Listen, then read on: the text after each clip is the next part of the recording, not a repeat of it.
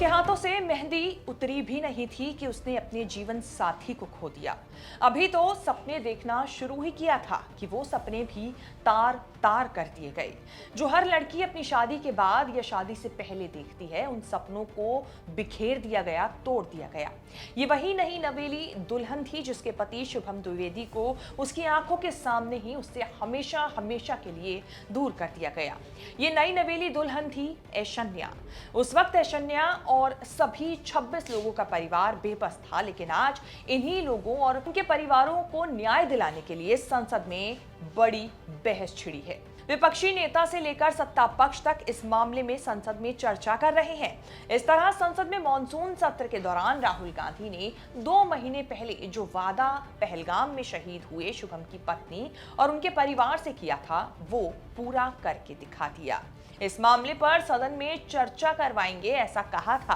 कल सदन में जब राहुल गांधी बोले तो कुछ ऐसा बोले कि बहुत जोर से गरजे और पहलगाम हमले में शहीद हुए 26 लोगों का जिक्र कर ऐसा कहा कि वायरल हो गए।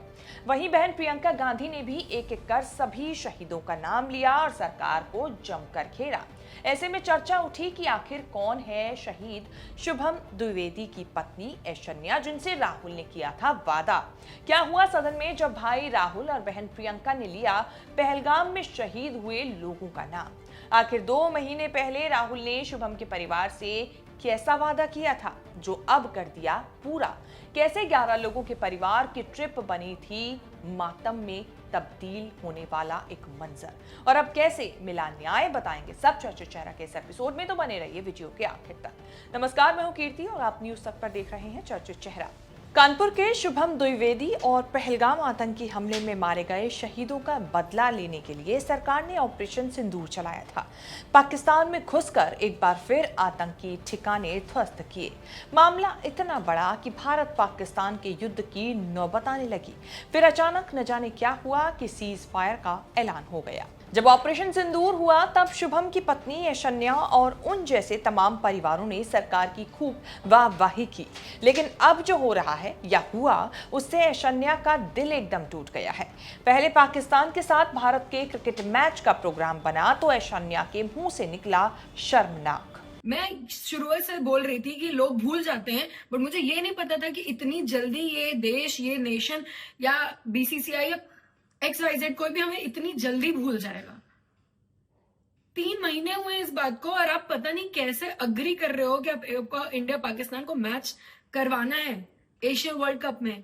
This is wrong. ये आप हमारे इमोशंस के साथ गलत कर रहे हो। एक तरफ हमसे कहा जाता है कि ऑपरेशन सिंदूर चल रहा है, एक तरफ आप ये मैच कर रहे हो। ये आप या तो हमें वैल्यू ही नहीं है, हम एज ए इंडियन आपके लिए इंपॉर्टेंट ही नहीं है। संसद में ऑपरेशन सिंदूर पर बहस हुई। सरकार ने अपनी पीठ थपथपाई। विपक्ष ने सरकार के ऑपरेशन में नुक्स निकाले। पीएम मोदी ने सब कहा, बस पहलगाम के शहीदों के नाम नहीं लिए। जो मोदी ने नहीं कहा वही राहुल गांधी और प्रियंका गांधी ने उनसे पहले भाषण देकर कर दिया। ऐशन्या के टूटे दिल को कुछ तो तसल्ली मिले तो चलो किसी ने तो याद किया।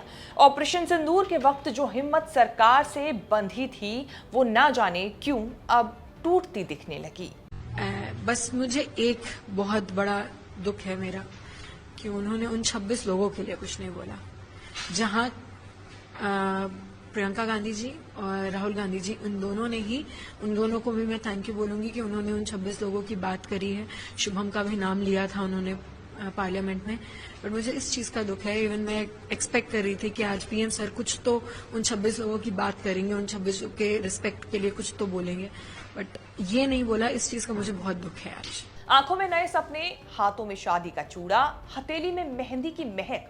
नई नवेली दुल्हन इन्हीं चंद चीजों के साथ ही तो अपने मायके से ससुराल जाती है। उत्तर प्रदेश के कानपुर की रहने वाली ऐशन्या भी कुछ ऐसे ही महज चंद हफ्ते पहले अपने नए जीवन की शुरुआत करने मायके से ससुराल के लिए विदा हुई थी। शादी, रिसेप्शन और पग फेरा। अभी नए जीवन की शुरुआत करने के बाद बस यही चंद चीजें कर पाई थी। हनीमून पर कश्मीर के पहलगाम आई थी परिवार के 11 लोगों के साथ। सब एंजॉय कर रहे थे, सब कुछ सही चल रहा था।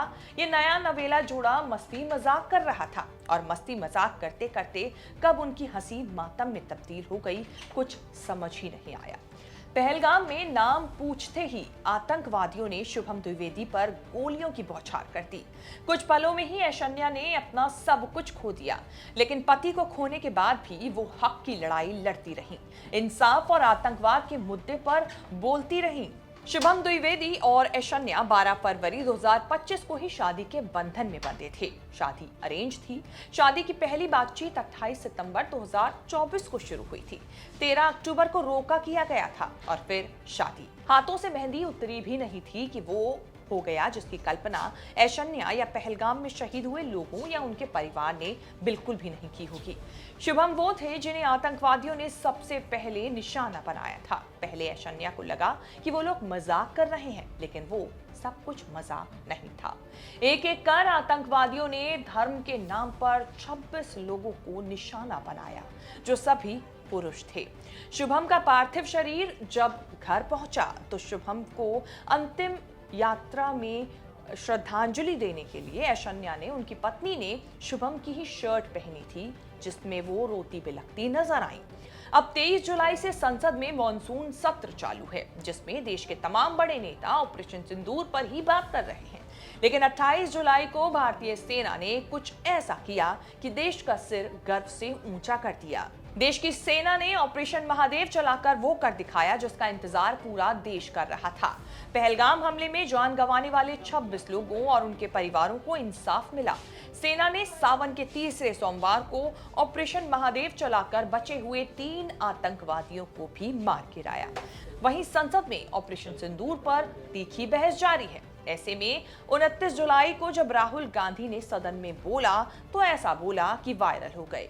यूं तो राहुल ने कई मुद्दे उठाए, लेकिन लेफ्टिनेंट विनय नरवाल और शुभम द्विवेदी के परिवार और उनकी पत्नियों का जिक्र कर जो कहा वो सुना जाना चाहिए। यूपी में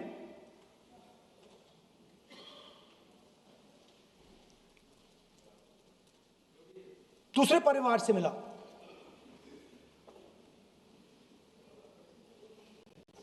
पति